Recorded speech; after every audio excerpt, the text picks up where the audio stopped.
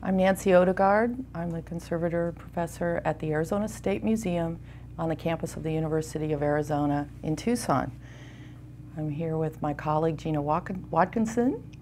Say that again, Gina Watkinson, and we are part of a session on the care and curation of basketry at the ATALM conference in 2015.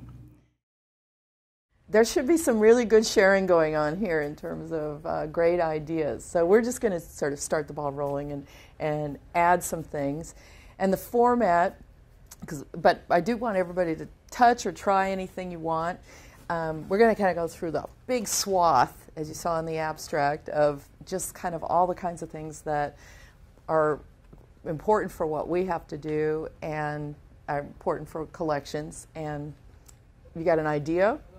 I encourage you to say it. Yeah, especially since baskets are like, we have, baskets with certain technology, and we have pine pitch baskets that have different special issues, and there might be baskets in our collection that are a little different than your collection, so you might have some tips about your specific type of collection that you have. So that's exactly. Great. So do you want me to go? Go ahead. So we're just going to, the preface here is that the Arizona State Museum is working very intently on basketry right now. We got a Save America's Treasure grant. And we had 2 buildings that grew over 100 years, and the things were stuffed in 5 different storage rooms, and the overcrowding issues, much like what you see there. That's one of the 5 rooms, and we're now going to a new storage facility, and we're bringing our ethnology and our archaeology collections together as a continuum. We're making a big part of it visible to the public, and we're using the best materials we can afford and get to do that. So we're putting our ethnology baskets on compact storage so that they can be out, but in aisles. And so we're hoping to have that balance of environmental protection as well as accessibility.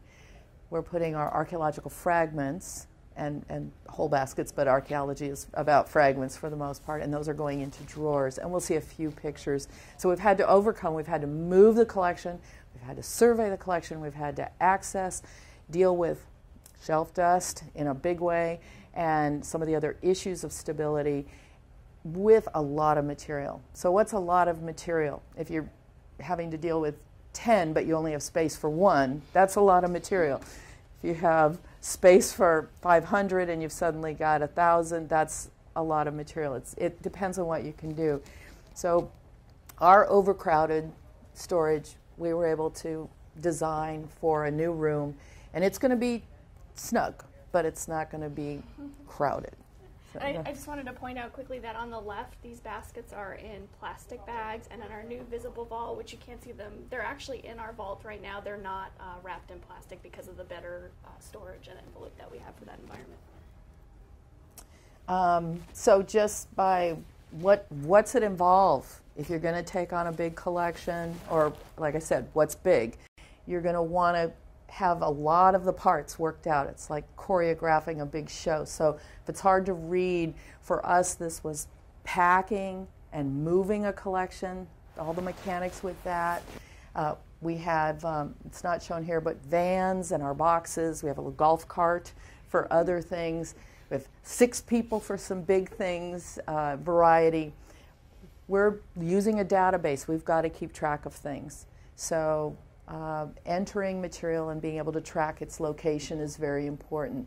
We're looking at collection when we go through our first, now these are items that already belong to the museum. So they already have a catalog number. They should be on an inventory. So we're now adding to that body of knowledge by looking at condition. And there's a lot we can say about condition. We're going to say just a little bit more, but for me, the most important thing about doing a condition report is the data you want to get at the end. So what needs to be done?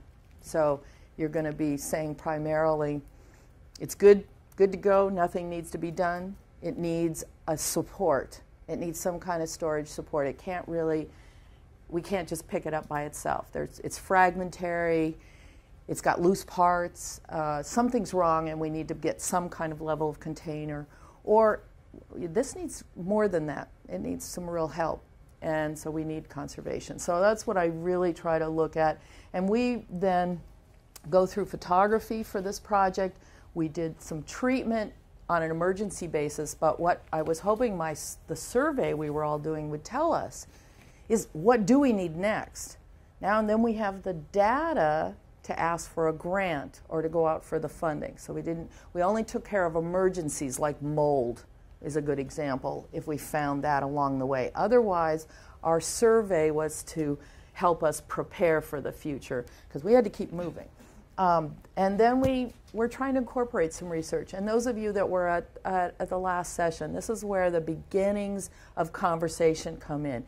You often, almost never can stop and just do research. There's other things like bugs and fires and other things going on. But you leave a space so that if opportunity presents itself for that discussion, you have a place to put it and you can use it. So these are just some pictures of people working in the lab doing some of the different activities that we'll talk a little bit more. This is a picture of our proposed new storage room, and the baskets are already on these shelves. This window is in a gallery and it's right here.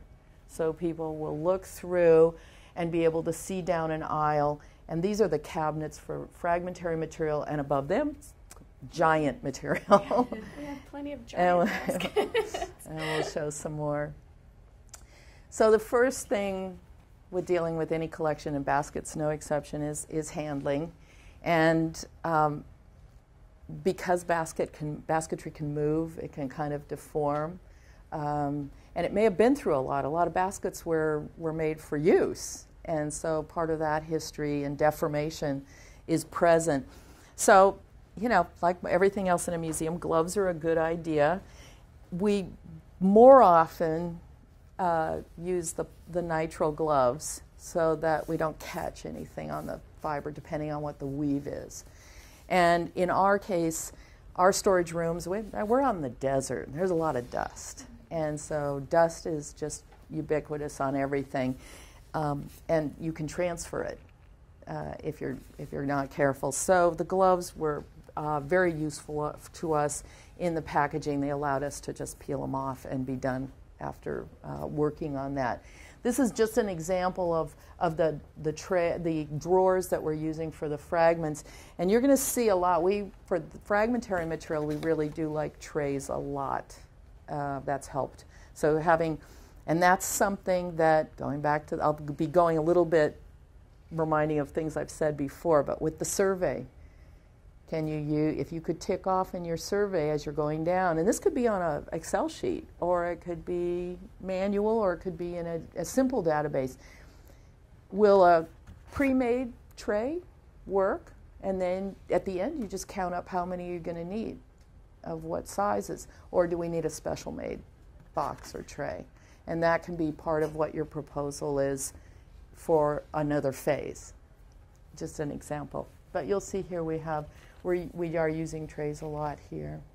And I should just mention, especially for museums or libraries that have museum collections, it's really important to kind of establish handling guidelines, train your incoming staff, and continue to train the staff that's already there, because people forget.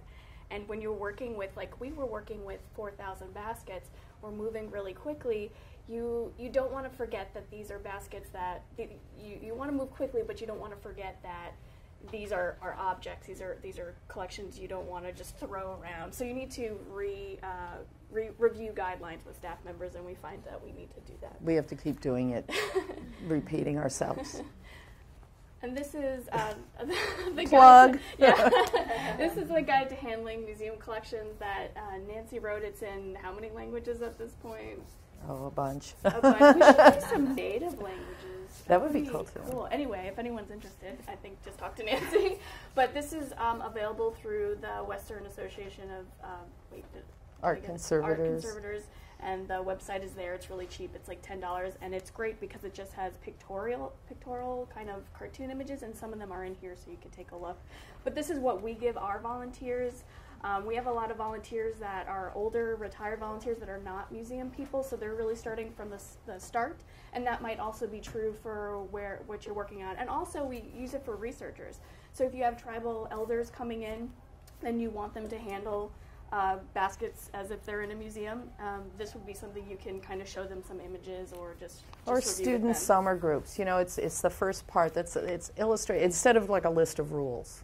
This takes people through about 15 minutes of sort of cartoons of people doing it wrong. Butler always does it right, and it's an idea of passing on. So it's really not so much for it can be useful to new staff, especially if they don't come with a lot of background, but for the people that are helpers in a move or in a project, having something for everybody to remember. We read about that. You're supposed to help somebody with a ladder. You know, remember, heavy objects need more than one person. That kind of thing.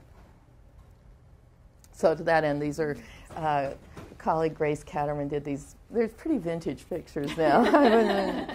Grace was at the height of her career in the 1960s, and these were done. Retro, though. These were done. These were done in around 1990 time period, and so they're. I get a little flack on them, but the concept is just some of the types of things. It's a little bit of a do's and don'ts, and of course this is all about basketry, so we had to put that in here. Sure. I think there's some California baskets in there. Exactly.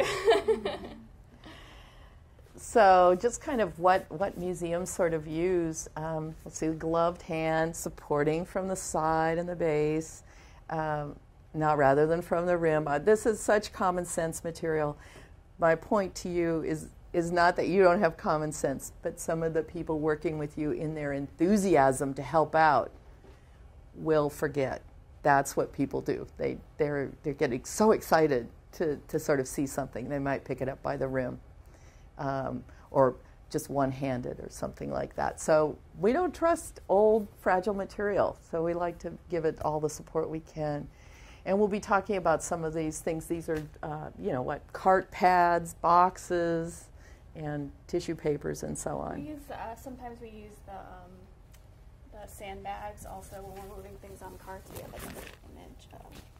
We can do this one. Did you want to flip to the carts one first, or? Yeah, you can say something. So when we're moving stuff, like Nancy said, we were using golf carts because we are between two buildings with rocky roads. But if you're rocky roads, it's like ice cream. But if you moving objects in the museum or even in one lab, I always recommend to our students and staff that they put it on a cart. If you're not moving it from here to here, you need to put it on a cart. So we always have carts. Some carts, these are like Rubbermaid or other carts that you can get from different Gaylord or Talas, or Gaylord sells these in Uline. But you can get different types. Some of them have the pneumatic wheels. So if you have kind of like we have rocky outside and you need to bring stuff outside, unfortunately, like we do sometimes, the pneumatic wheels are actually a better option for you. We also have these great carts, which Nancy's going to talk a little about what's on the carts a little later. But these carts, we get ours from Costco, but you can get them online as well. I think Uline also sells them, and some of them you can get pneumatic wheels for these as well. And so we put objects on here when we're moving them around, especially during exhibits. So we kind of organize them by exhibit and have them on shelves and put liners on the shelves and move them around as long as they're stable enough. Exhibit preparation. So because they come to our lab and then they'll go to photography and then they'll go to the exhibits, and so we want to make sure that everything's together, and this is a great way to do it together instead of having the smaller carts. We also use bladders that have wheels on them that are really great. Some are a little more clunkier than others. We have, you saw in our basketry spaces, we're trying to put as many baskets as we can in there, so we have to use these really small ladders. We would love to have the ladders that you guys have them. The Smithsonian, they have the ones that like they drive around and they go up. We can't have those. So, because our doors, we probably couldn't even fit them because we work in a really old historic building, so these ladders wouldn't even fit in our building. So we have these ones, and they work really well. And you can get those at like Gaylord and places you get your library supplies as well. People have seen these, right? Where you stand on them and you have some stability. But you kind of just what this slide's about is you really, if you're moving with your objects anywhere, just put them on the cart. It's not gonna, it's just better that way. Mm-hmm. Plus, you look cool when you walk through. So, and then Nancy. Going back here. So, just a reminder. I mean, there are some enormous baskets. and they can be fairly heavy, but it's anything that's sort of wider or taller than you, you should get help with. Just to get through a door, get over a stoop, it isn't all weight. A lot of it's just the mechanics of not being able to see around an object, have a spotter for you. And then one of the difficulties, you get to where you're going and you're not ready. So now your hands are full and you don't know where you're going to put it down. So this is that idea of thinking ahead, and when something is large or heavy, always have two. It just has to be a rule. And people forget. Yeah. And you want to communicate with the person that you're handling with as well to make sure, oh, I'm moving this way, so you're not both moving in two separate directions. So you want to have a good partner. So if you've got a little team, you've got a project and you've got a team, you might want to practice a couple things. I feel like we work really well usually. You want to read the person's mind, but you should communicate. So almost everything with basketry, I really recommend that people work sitting down and sit so you can, this is shown on a stool, that's okay. I actually like to have my feet flat on the ground and be really well balanced, and then be able to turn and look around the object that I'm looking at. Those of you that have made basketry, the detail is just wonderful and fascinating. How has it started, and how did the new design materials get added and deleted, and how did things get finished off? And if there's attachments of feathers or beads, how did they do that? And, can I see the details of a weaver's work? And to do that, you really want to be able to sit down, well-lit area, and be able to look closely at something. And this applies too later when we're getting ready to make mounts or think in terms of storage supports. We want to be able to look at it really closely and have that comfort. So I normally like to see people sitting down, and every time we can, we sit down to work with the collection. We have these really great tables in our lab, and I suggest if you're starting to build up some of the equipment, to get a table that actually moves up and down with hydraulics or some other. It has a little crank, and crank. allows That's what this. We can go from table height to counter height. And because it depends on, like, if you have a basket that's this tall and your table is up here, it's not very useful. So we're able to move it up and down. Or we have our miniature baskets about this big, and sometimes we want the tables to be a little up. Or maybe you do want to work on a stool. Some people actually feel more comfortable doing that. So these tables are really great for doing that. They're our favorite thing. Yeah, they are our favorite thing. People always ask us where to get them. Oh, and did you want to mention the pads, moving things, or do you want to do that on the next slide? We can do that there. The picture shows it on a pad, and we do a couple things. When something comes in on a tray, we'll do the initial looking right on a box tray, so we can actually turn it like this. But if you have a pad of some sort, these are all miniature because we brought them, but being able to put something and turn it that way saves a lot of wear and tear, especially when you don't know the exact condition. Baskets that have been used might have a sort of an abraded bottom where they've been moved on and off a shelf, or maybe something's been picked up and there's parts that are loose. And this allows you to kind of be able to move it without touching it right away. What kind of material is that? This is, on here, this is what they call kind of a volar. It's a closed cell polyethylene foam. And a lot of us have the polyethylene foam that's got the open cells, same material, useful. And we also sometimes use just blotter paper or just cover a surface just to have a background. We also have a Lazy Susan. Is that the appropriate way to call it? Lazy Susan with, we put Epifoam on top of it and use the Lazy Susan. We have various sizes. And those are like one of our favorite things. The weirdest things are our favorite things. Do you want me to pass this around? Yeah, good idea. So this is Volara. It's got a nice feel. Smooth. So if you You mentioned the table, but you didn't mention where you got them. Oh, if you want to know where to get them and the specs and everything, I will have you guys sign up and I can just email it to you. I have an email ready to go. Just throw it out. Cool. So saying a little bit about cataloging, because if you get new material and it's going to be part of a collection, the catalog's really very important. It's pretty hard to go beyond handling and looking at if you don't have a catalog. That's because it's got to have a number. It's the start of everything. So the catalog number is right up there. Somebody's got to give it a catalog number, an accession number, whatever. Often they're integrated. That's very important. And you start this beginning information. There's lots of examples in museum literature. There's examples on the web of the catalog, but I just want to remind, if you begin to work with a collection, just brand new, it's just coming in, the first thing is to get a basic catalog record. Yeah? Is there a good resource that you would recommend for description or identifying baskets?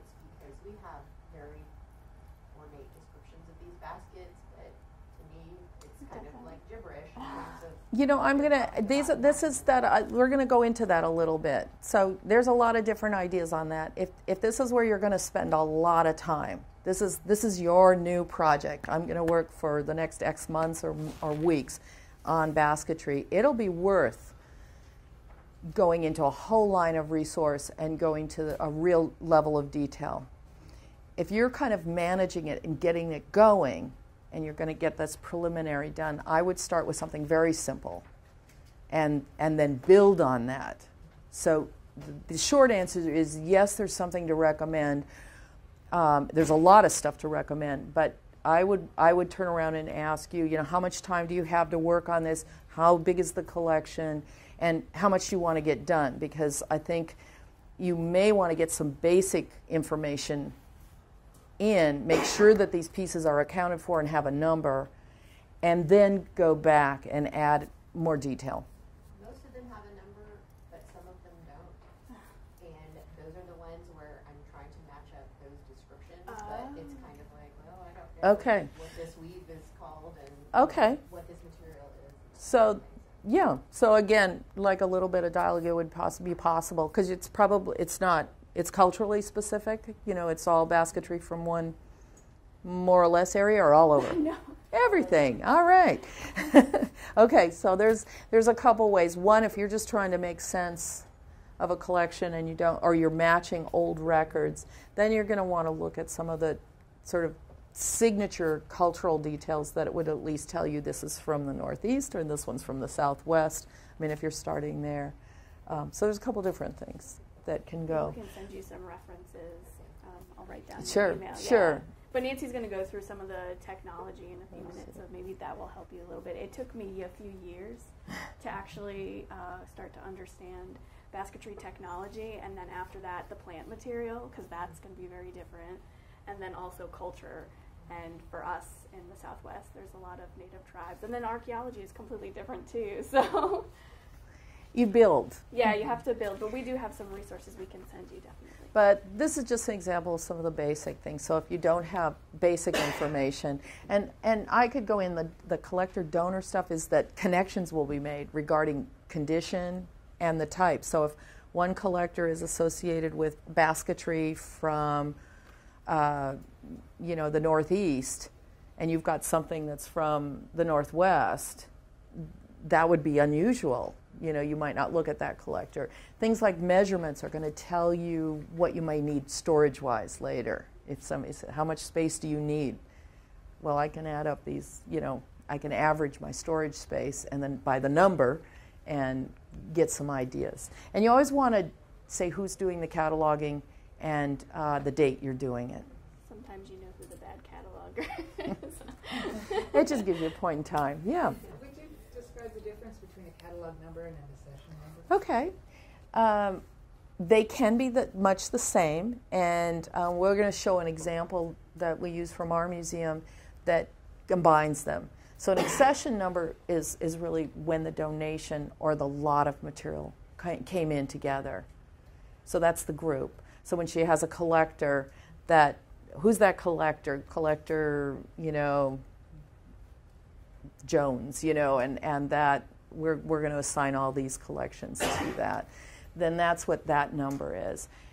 In our museum, we use a common tripartite number system. So the first number, it's a three-part. The first number is the year that the item came to the museum. The second number, separated by a little hyphen, is that donor. So the first two of our three-part number is the accession number. It tells us the year and essentially the donor or the group that came together. Might be one, but it might be 10, and they come together. The third number is that unique number. That's of the group. So we can, when I see a number that says 1979-50-3, that object came into it doesn't say how old it is, but it does say it's been in the museum since 1979. And it was the 50th acquisition of that year. So I know it was in January. It's going to be much later in the year, and then I'll know that there's more than one object in that group because we're already at number 5. So it can be helpful as a way to begin to understand the breadth of your collection. Now we have many objects that are from an earlier era, and we don't change those numbers. We just go ahead and use those. So I'm just saying what we do now. But we keep the old ones, and we don't renumber them. We just use that old system. Okay, so we were talking about how do you begin to sort of do, and I would say that with a collection, and unless you're really, really getting into the fineness, the basic thing is to utilize some categories. And plating, this wicker weave, coiling, and twining are really the key types. What's going on is with plating, you have 2 or more moving pieces. They're going over and under each other in multiple directions. With the wicker, they're going over and under, but you have one that's stationary, your warps, and then your weft is going over and under, over and under. It looks a little like the twining, but the twining, there's at least 2 materials, and they're making a twist between that stationary. So what's happening here is this one's going over, under, over, and this one, there's at least 2, and it's making a twist. So it's a little more interlocked in the weave.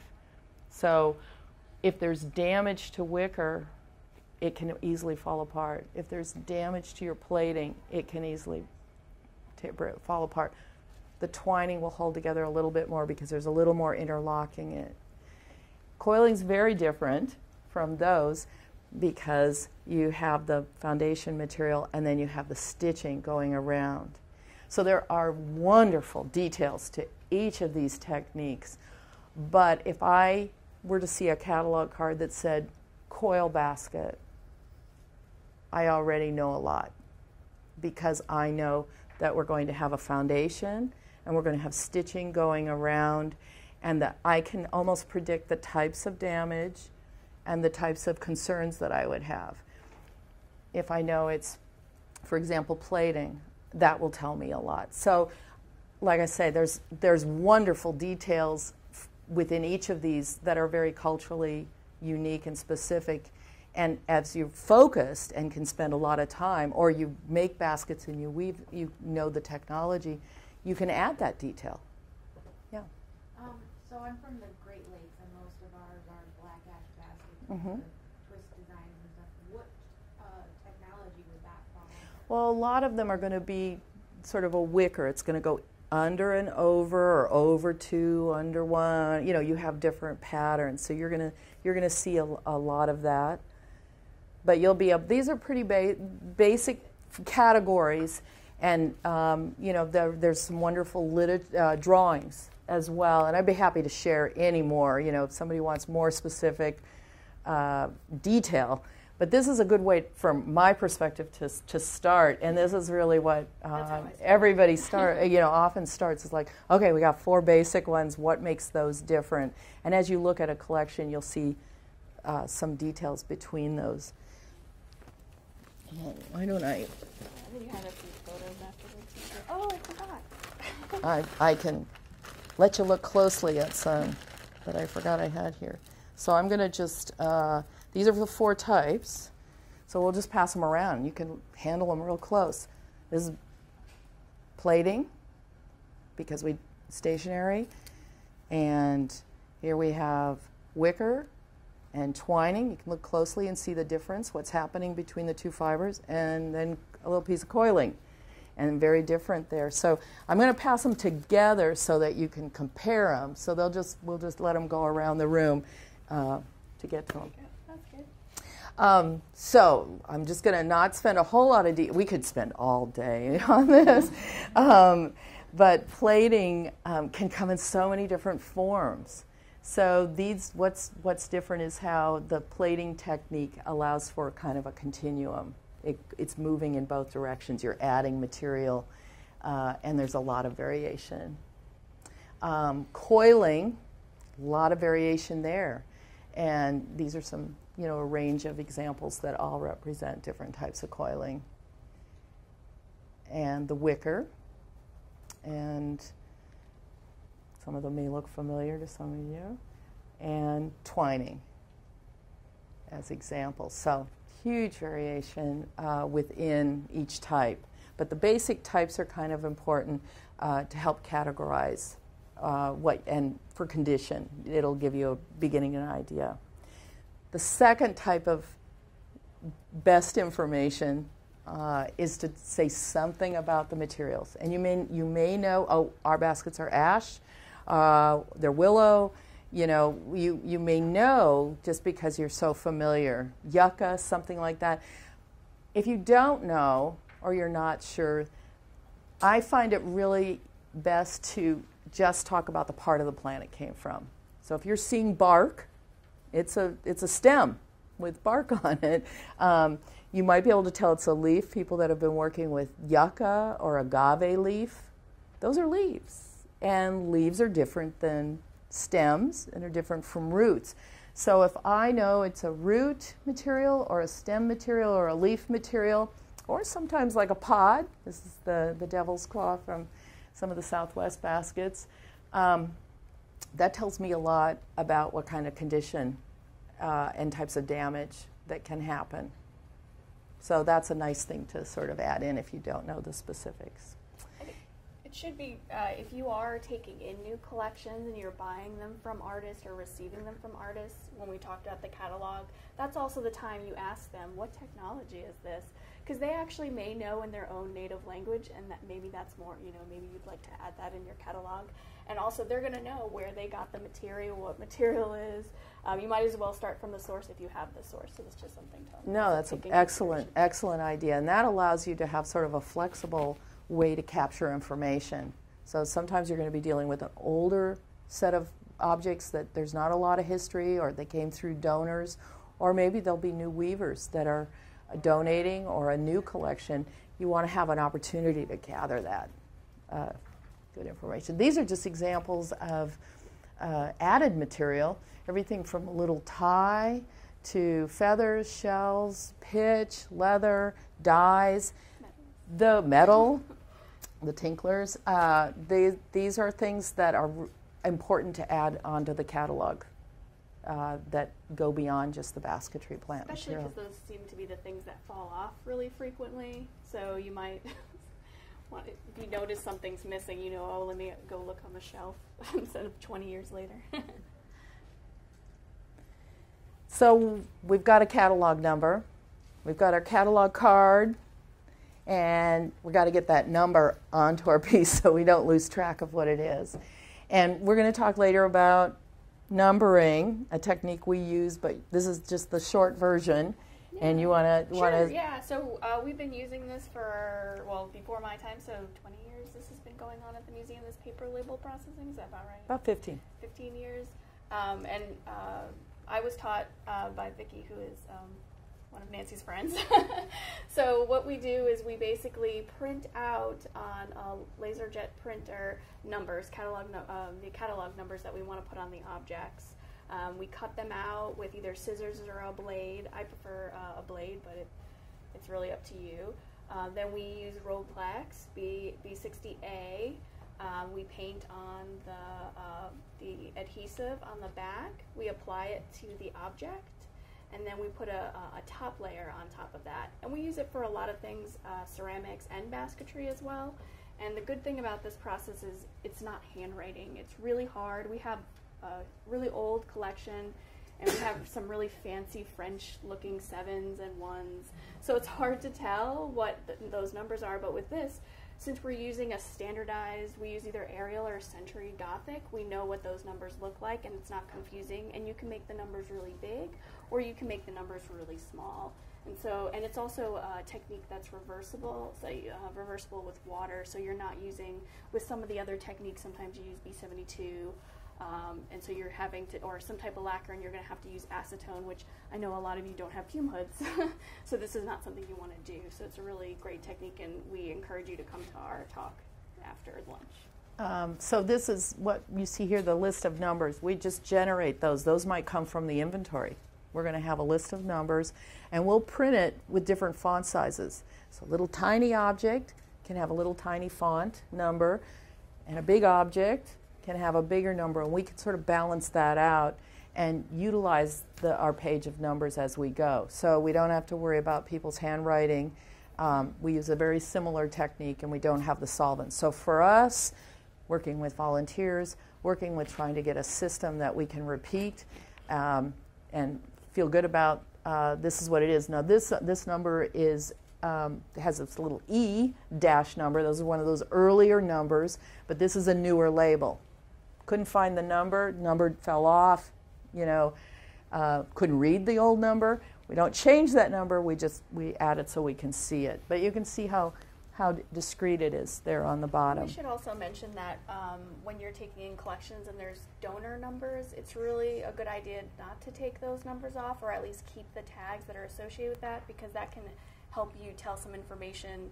It's information, it's part of the object at that point. And so unless it's doing some real harm or it's obstructing an area, we would suggest that you leave those other numbers on. And actually we have had collections from other museums come into our museum, and those numbers actually tell us a lot about that they were not part of our collection originally, so we leave those on, unless they're really terrible. What were you adhering the labels? It's Roplex B60A.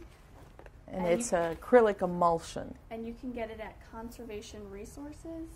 And to do this technique, if you don't come to the class, you can actually Google it. I don't know if you knew this. You can Google it, labels in laser printed paper labels, and I think you'll be able, it's in Google Books, Nancy's book on human remains, and so you can actually look it up for free, so you can find it. So just do some Google searching, you'll get it.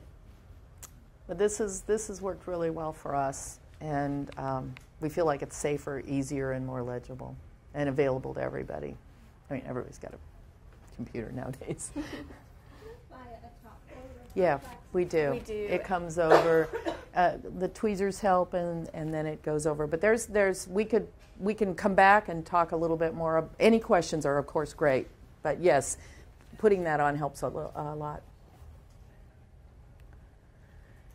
So, do you want to talk about the photography? Yeah, just to say that photography is really becoming more and more important, and we're going to talk about that as we go through this as well. But this is the technique that we use for the most part. Yeah, and so we do a lot of photography in the lab, not really record shots, but more for condition purposes, but it's basically the same thing. So you want to do, if you want to do photographic documentation, it's probably, if you don't know the technology and you don't know how to describe something, this is actually the best way to do it, to include with your record keeping. And so we actually don't have a really, a really fancy setup. It's a good setup, but it's not really fancy. There's some really great ones I've seen in the last few days. But all you need is a neutral colored backdrop, which is, we have a gray in the back. Usually it's called studio gray. So we have that kind of, what do you call it? It's just a sloping sheet that we're set up. We use two lights on the side, and in this picture there's actually a point-and-shoot camera. Actually, I think we use point-and-shoot cameras and the more fancier cameras. Point-and-shoot cameras work just as well, and we do everything in digital photography at this point. We also, and that's on the. Some of the reasons why you want to do photography is, again, for the record shot, but this also helps for recovering an object that has been lost or stolen. So if something's been lost on your shelves, you can kind of just look for it because you have the image. And also, it can help for initial research. So if you have people, you want to bring tribal community members in and to look at objects, but you want them, you don't want to pull all 50,000 objects out for them. You can show them the images and they can pick which ones they want to bring out. And so that limits handling, so that's another benefit for photography. And so when you're photographing artifacts, you don't want to leave the lights on for very long because that can be harmful. When you're putting a lot of objects don't sit flat like this picture here. So you don't want to balance it on anything really unstable. I try to put it, we use the ring mounts that we showed before a lot of times with baskets, and they don't look the prettiest in photography, but it doesn't matter. It's about, safe handling of the object. Because I've had students tell me that, oh, it's not that pretty, it's okay, it doesn't matter how pretty it is, it's a record shot. So you just want to use those type of rings, or you might want to use a support padded cushion donuts or wedges or sandbags. You don't want to use adhesive tape. Someone told me one time they used Play-Doh. Don't use that. Modeling clay, pressure clips, tape. You don't want to use that. Just use the bags or the rings. They're usually the easiest. And sometimes you can just leave them in their box if it's a really unstable object. Or fragment. Sometimes I just leave it in a tray and don't even move it. Well, when you're taking photographs, you can see the one on the top. So you want to put in there a centimeter scale, so these little L-shaped, and we really like these. They're from we can pass it around. Crime Scene. They're great. They're only a few dollars, and they're located in Phoenix, so they're pretty easy to get to for people that are in Arizona. And he sends us them all the time. So those are great. We use a digital color card, but you don't need to use the digital color cards. They're a little expensive. Ours is about $60, but you can use other types of a little cheaper kind of color cards. You want to put a date in the photograph, and then you want to put maybe the project information, like this was for the basketry survey, so that's on there, and then the catalog number, and again the date. And some of this is already in the metadata that we do, but you don't need to do that. This is for like the non-fancy. Let's just put it in the image so none of that information gets lost. I think that's the best way to do it. So that's the idea of embedding it here. And you can see this number. We've got 1996, 104, 170. That tells you already a lot about how long has this basket been in our museum. And you can see.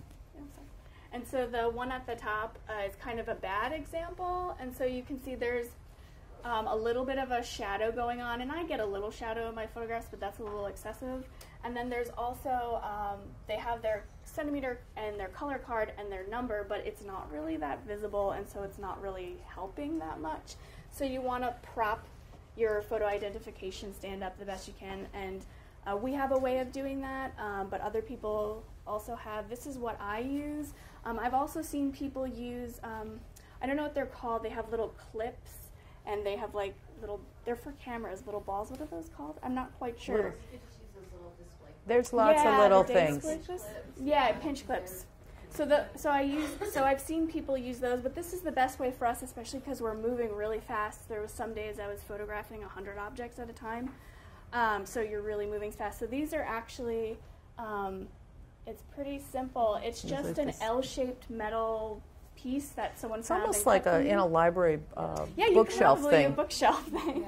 Yeah. It's metal, and then because we're like to be cheap, I found some free magnets, and I cut them up and I put them on the back of I use an adhesive, so the refrigerator magnets, that thin, just really thin, magnetic, and we just attach that to the back of our, scale and our parts so that we can just put it right there. So it all sticks on, and so I adhered it on. And then we make the labels for we just use a Word document and make little squares and add them so it's easy. So I have a template for the tags all ready to go. And there's different ways you can stick. For the one on the bottom, you can see there's little just pieces of magnets from those small magnets. But on the top, we have, these are like, you can get them from Gaylord. It's metal tapes for your, they usually put them on like shelves and stuff Shelf for your collection labels. And so I just cut one in half so it fit the little thing. So as I'm going, all I have to do to take a photograph is slip that out, slip another one in, and so it's really fast. And this is generated when we're generating those numbers, can be generated when we're doing the numbers for the labels. And I don't So we just have another and create. So that's a possibility. It's not one at a time, it's like a lot at a time. And we're, again, processing a lot at one time when this basketry project was going on. So I want to say a little something about the condition reporting. Probably heard of that. Condition reports are often used when an object's going to go on loan or on exhibit or kind of go through a motion. So it's like you want to know that the condition you've read about is the same as what you read about later. In basketry, there's lots of ways to go through this and add a lot of information. A lot of times there's not a lot of time, and we do condition reports, but we're not as wordy as we used to be. And so I want to share with you what I would kind of recommend with knowing that this exists and there's nothing wrong with it, and it's kind of a tradition that goes back where you can talk a lot about the real diagnostics of the object you're looking at, all the materials, all the technology, all you know about the donor, and then that range of structural stability and structural problem or surface problem that might be going on. So it's faded here, it's broken here, there's a tear or a deformity. You know, these are the types of things we would record in condition. That's a lot of time and energy.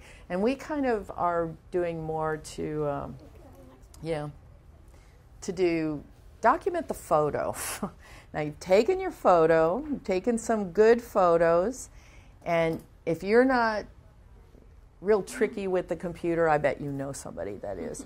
And so Gina does a lot of the tricky computer work where we are. But this allows me to say something like, oh, there's a nail hole through the middle. I don't need to give you a whole sentence that talks about the color of the nail hole and the shape of it. I'm just telling you it's there now, so that it's already there. And the same with the breaks, the little stain. I can point to those, and that means that when it gets to the next place, that's what you should be seeing.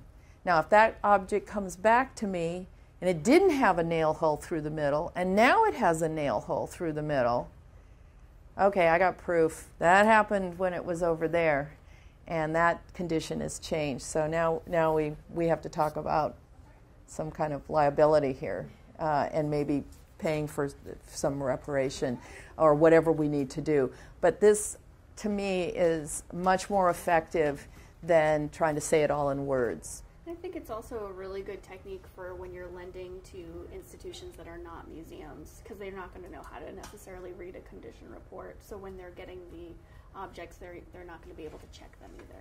So this is just a really easy. And you said handwrite on photographs. You could as well. print the photographs and write and document it with handwriting, or you can create a document.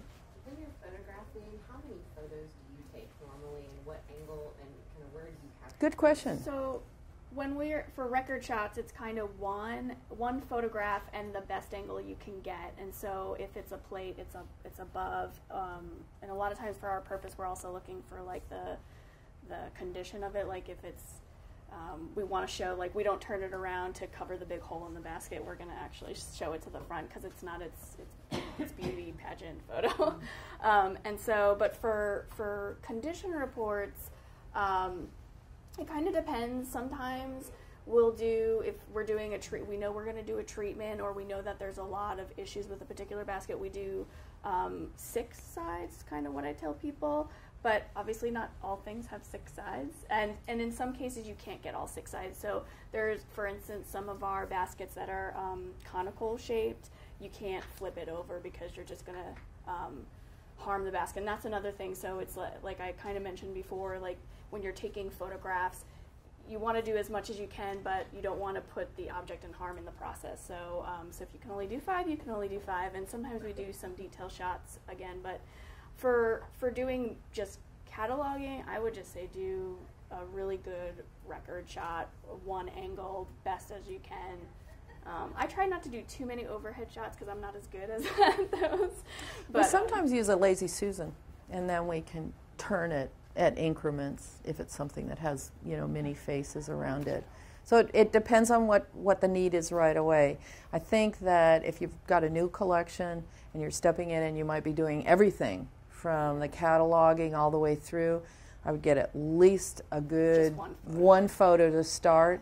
And then when you go back and get more detail, because it's even possible to go in very close and take some of those, you know, you might, if an object has a signature or a particular mark or a particular design, you may want to focus on that so that can be looked at more closely. And I know a lot of smaller institutions don't really have an IT person or a network or a server, and so taking one photograph you can actually store on your computer or your hard drive or however you're doing it, where you're taking, like, if you have six objects for 100 objects, 600 photographs, and so you might not be able to keep that on your hard drive. So I would say, again, one photograph is probably the easiest, best thing to do. So. Anybody seen solutions to, we've got some masking tape, some sewing thread, some Gorilla Glue, some masking tape here, tear, and some medical adhesive tape and sewing machine. So these are difficult, and oftentimes we say we've got to correct that. We got to get right at that. So my caution to you is, this is like the move. Have the plan. Don't start taking a repair apart until you know what you're going to do about it. And so sometimes, the damage is done. So it's not beautiful and it's not necessarily good, but undoing it right then without a plan as to how you're going to correct it might actually make matters worse. So we have some things that we're just waiting for the right solution. So they're gonna stay, and that we take that philosophy with all of our collections. So until we're getting ready to make the change, we would acknowledge this in our report. There's a tape stain, or in the photo, these might get diagrammed now, but I just caution you not to undo everything that's been done in the name of preserving. And I would say with basketry, tape and sewing are things that don't really work very well, but that hasn't stopped people from trying it. We should mention here that I think that if you know what conservators you have in your area, to have a really good relationship with them, so once you have a relationship with them, you can call them and be like, what can I do about this? They might not be able to do it exactly for you, but they can suggest what to do and whether you should be doing what you're proposing to do. And we're not going to spend a whole lot of time here. We were using a database to get through all of ours, and the database, I want to really just say the database allowed us to move more quickly and to standardize what we were saying. And in the end, what I wanted to know from after over 4,000 baskets in the ethnology collection, what's the next step? And that allowed me to have the data of how many containers, how many specialized mounts, how many treatments were going to be needed. And I could quantify that. I had beautiful examples, and I could then write my grant. And now we're in the treatment phase. So the highest priority items are now starting to get basketry treatment, and we know what that is. And I can actually, if I know it's about moving things to a box, then I know how I can use students to help out, or how I can use volunteers, because I already know how many I need to order, I know about how many we need to do, and I know what kind of skill set's going to be useful. So that's the advantage of doing surveys in a kind of a systematic way, is that it helps you plan for the next phase. I should point out that in the photo, they're actually using images to, again, do the condition report, kind of quick condition report. This one has an issue, we'll deal with it later. This is a clear picture of a whole drawer. And then now they're looking at what's still in the drawer. This is not here. Where'd it go? What are we doing? And this needs to be removed. This needs to be removed. So this really, I think the images are very useful. We are going to say something about cleaning. We get a lot of requests about cleaning. And I was just at another conference talking about cleaning basketry as well. Baskets get dusty. This is semi-processed material. It's very porous, and it just like a little bit of a magnet for dust and debris. And very difficult to clean. It's not like you put it in a bucket of water or the washing machine.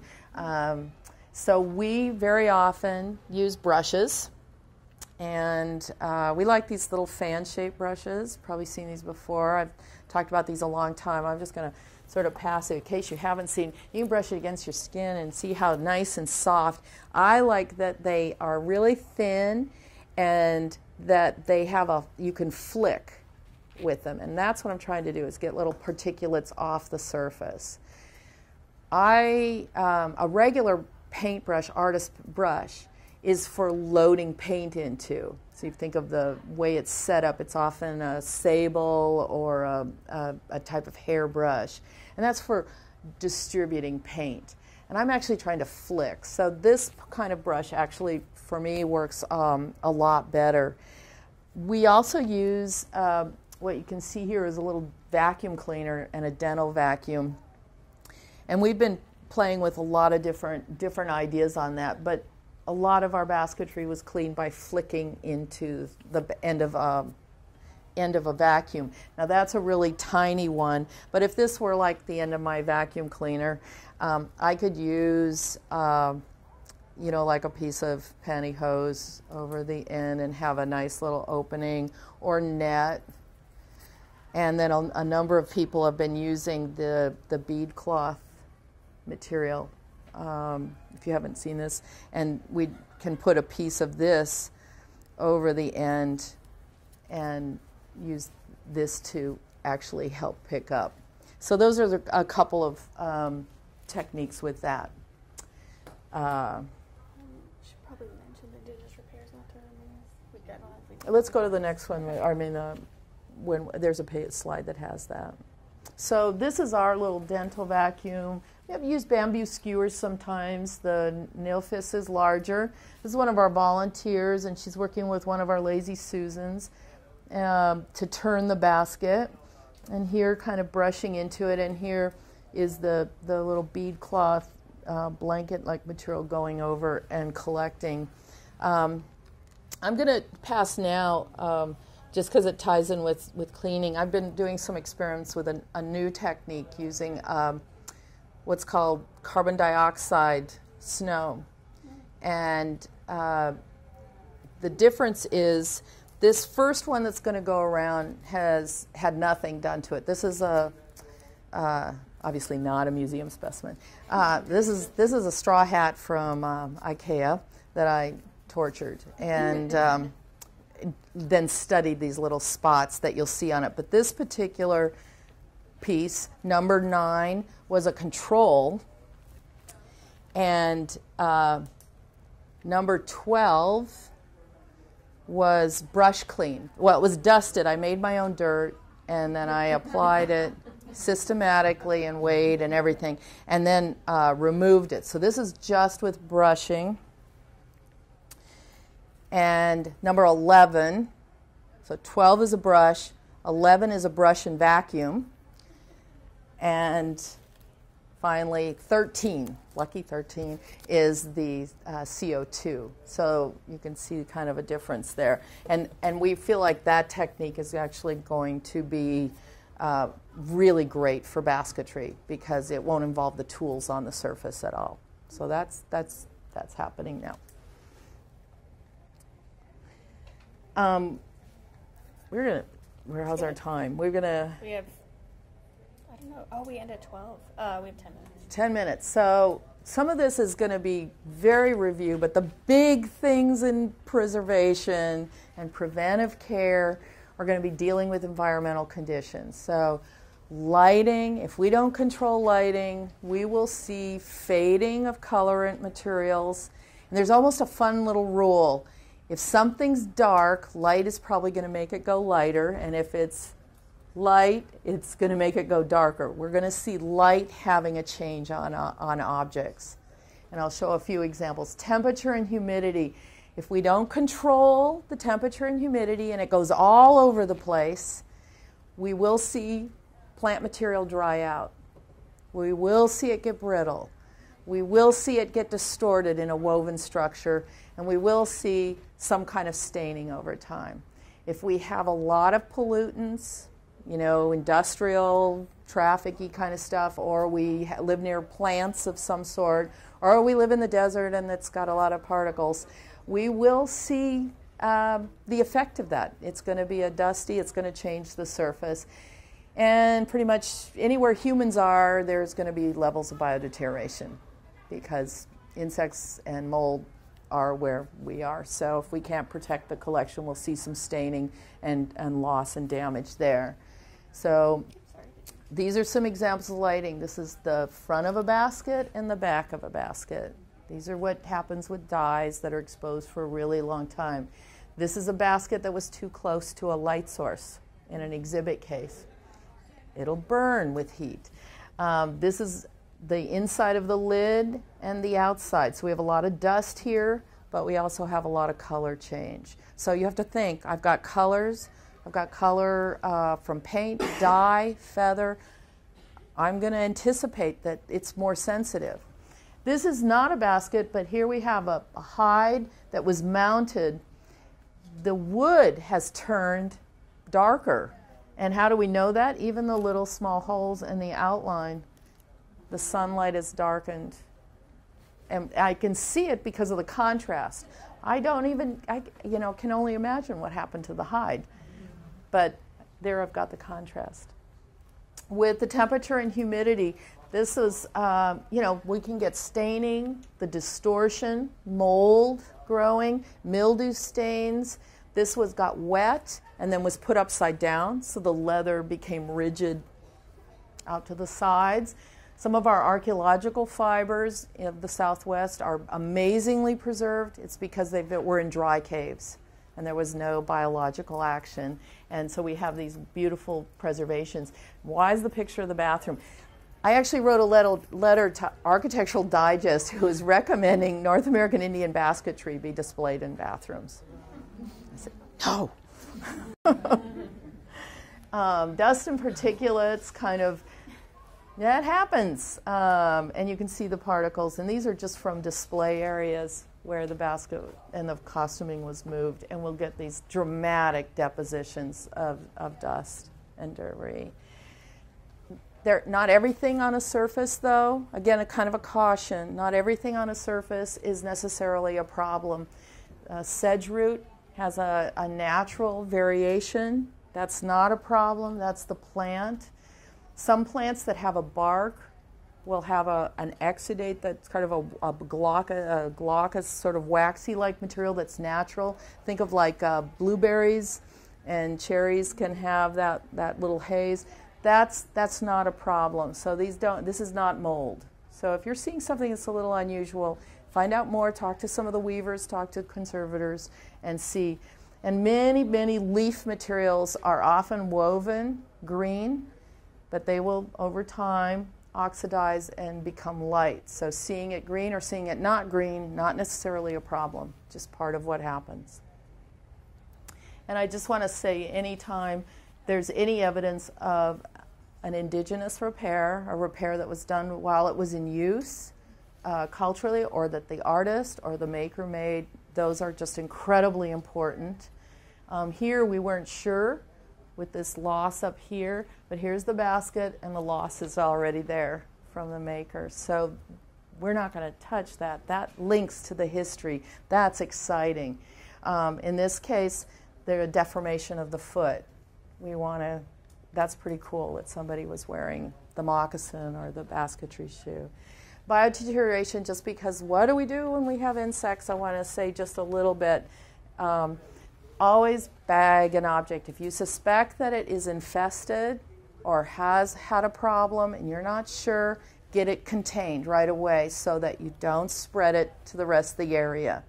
So don't carry the object to the bags, bring the bag it up, and then get your game plan of what you want to do next.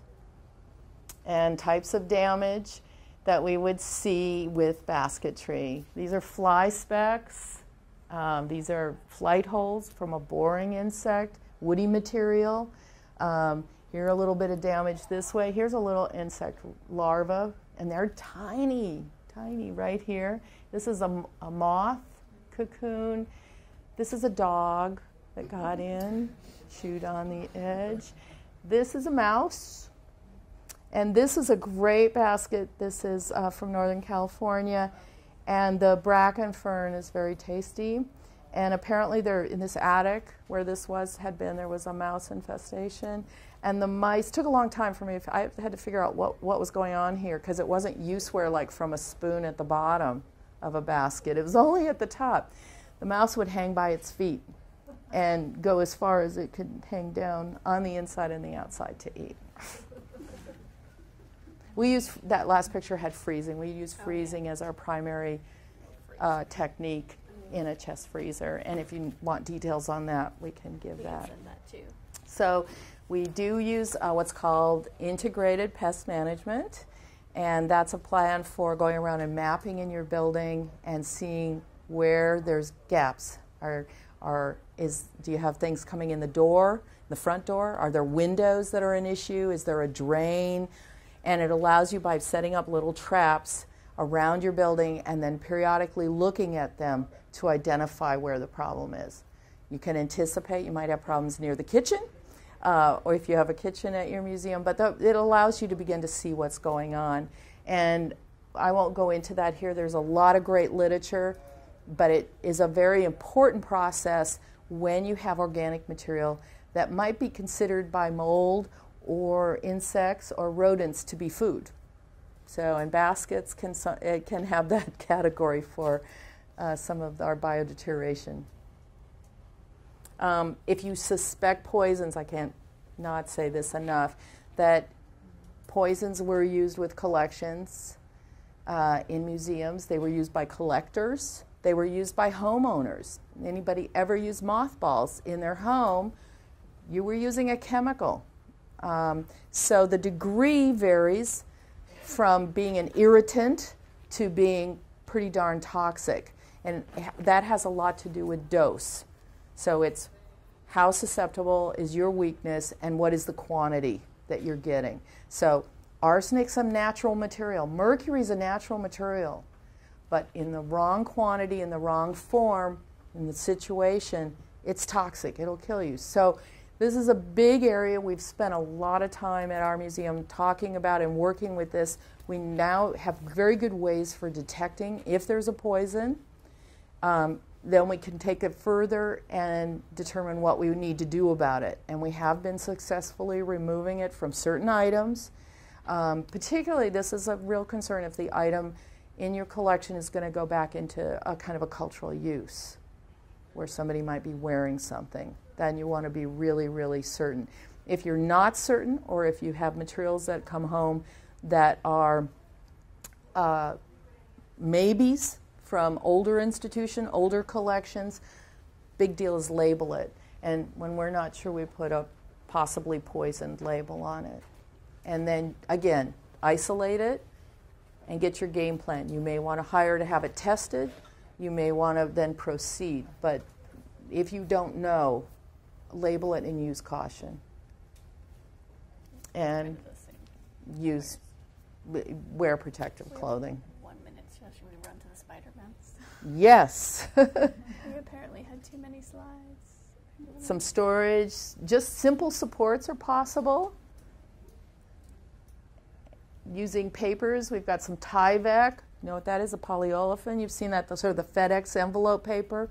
That's very useful, particularly with our pitched baskets. Main thing here, don't stuff a lot of paper inside a basket, especially if it's weak. Pulling it out actually rips it further apart. These are some of our solutions for burden baskets where we had this kind of a problem. You saw this before. And so we've created supported straps, and now we're hanging them from above and allowing so we don't want to lose little pieces. So they are in bags, and we don't want a lot of dust, but they're kind of hanging. I had sort of thought they looked like piñatas. I always tell people I think they look like jellyfish. We're buying polyethylene, new polyethylene. And one of the things, these are our little labels. Here we printed more numbers, and we've heat sealed them into the corner of the bag, so from below we can see that catalog number. This is back to this, and just want to say this is really clever. One of the interns, I had an idea that it would be like the old record stores with the albums and the singles. So we'll just show a little bit of the design in here. And this should also be online. This will be online. So some of the things we had to watch out for, hanging things and loops and damaged edges that might remove them from this technique. But this is really for plaque type baskets, flatter ones. Go ahead. Oh, they're just highlighting. So these are little slots made with cardboard and foam, and creating kind of a base, and then these uprights. So each plaque basket doesn't fall on the other one. And then there's a little image down here of each one. And then little pillows made with the Tyvek fabric-like pieces and the polyethylene fluff. And so we made little pillows for them to sit down on in the bottom. And then they go into the Ziploc bag with the number, so that in our particular case, these baskets are very often studied for the design on them. So making the design very, very accessible was what we were after. Some poor techniques that have flattening it for a frame, not so good. The ubiquitous nail. I see a distortion like this, and I'm pretty sure it was hanging up there before. Some of the hanging material that's natural to the manufacturer, sometimes you can't trust anymore. So where we've gone from there is to making some supports, and there's a lot of ways to do that, and a lot of really, really good mount makers out there nowadays that can make really beautiful little clips and supports with metal, and you can see nicely. What we've done with low tech is used coated wire that we get at a hardware store, and there's some pieces up here, and we make a kind of a,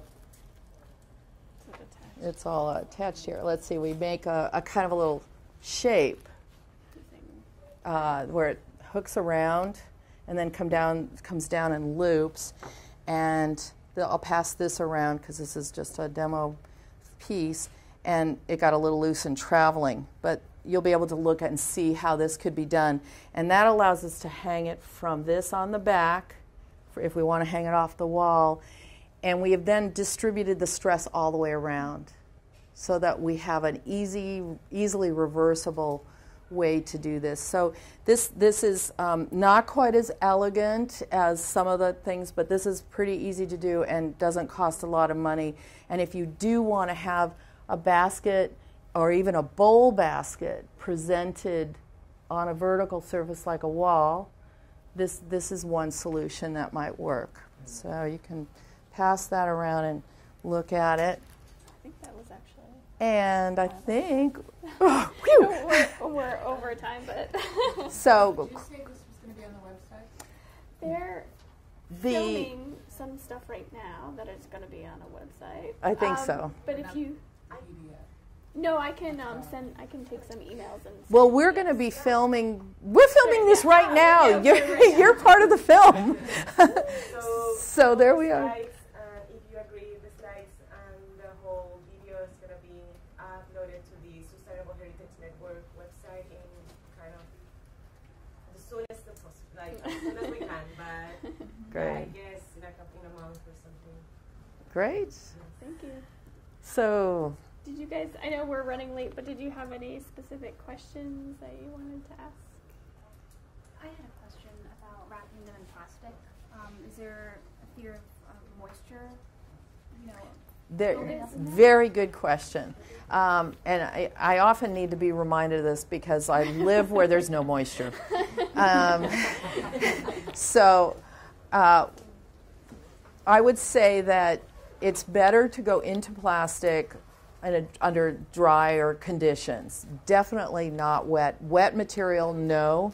And if it's very, very humid or you've got a humidic condition, no. The only exception is if you've got live infestation of insects, then contain it and move it. Absolutely get it away from the other collections. Don't wait for it to the other way, that way. But for storage, we're making compromises. We don't want to have it in plastic bags, but we were forced to stack, and we were in a dusty area. So the solution was the plastic allowed the layered of baskets to slip past each other. It allowed us to keep the dust off. Our new storage, we're not doing that. If you have a humidity issue, so you want to start to understand your climate of your year, and there are certain types of projects that you would do seasonally to accommodate at best. So if you've got a drier time of year or in a time when the heat is on and it is naturally drier, there's things I would do with basketry and cleaning, dusting when it's drier. No, I probably wouldn't do that. It just draws it to there. But we can talk. I'm happy to talk with people about more specific conditions. This was pretty general. Thank you so much. You're a great audience.